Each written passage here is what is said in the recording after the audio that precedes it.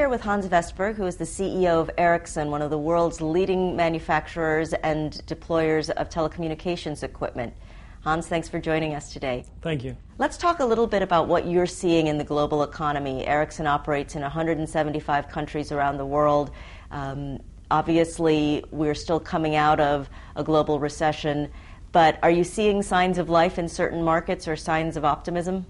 I think if we go back to 2009, which is the recent event that we had when we announced our numbers for 2009, we saw a little bit of a mix in 2009. We saw some markets actually growing last year, and we said some markets coming down. The main reason for some markets coming down was currency volatility, but also for financial constraints. And we said already in 2008 that with that financial crisis it would be unreasonable that it wouldn't have an impact on the infrastructure business. And we had some impact in the third quarter, and we had also in the fourth quarter, basically the same. So it remains to be seen what's happening in 2010. But last year it was a little bit mixed. We still had North America growing for us last year. We had China growing for us last year, with our service business growing as well. But then we have others that did not grow and had actually negative growth. So it was a mixed last year for us.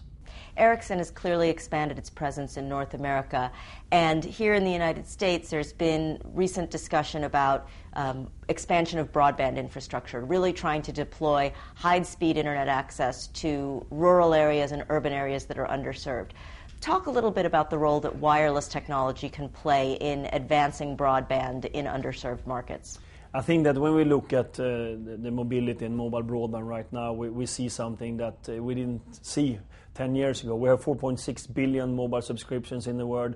We have a couple of 100 million people on mobile broadband. If we take a couple of years out, 5 years maybe, we believe it's going to be 6-7 billion mobile subscriptions in the world. More important, maybe as much as 3 billion mobile broadband subscribers. That, of course, will change the world where how you can use mobility and mobile broadband. And definitely, when you get that type of penetration, we're going to see not only the normal peer-to-peer usage, we're going to see other industries using it with other type of devices.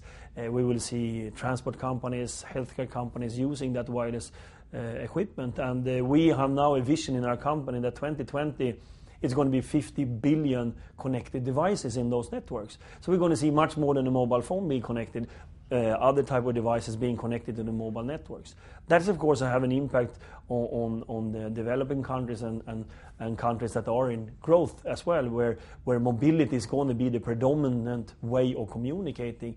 But we will reach out so far out in very poor areas of the world as well, where they will benefit of having communication, which will give them information about healthcare, education, and also start doing small businesses. So it has a great potential also for growing countries and villages, small villages around the world.